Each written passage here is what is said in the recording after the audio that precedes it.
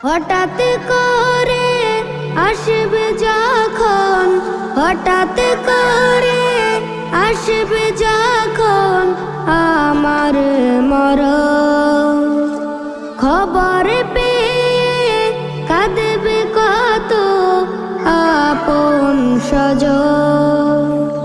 গোসল দিয়ে আমায় যখন শোয়াবে খাটে, ইন্না লিল্লাহ বলবে তা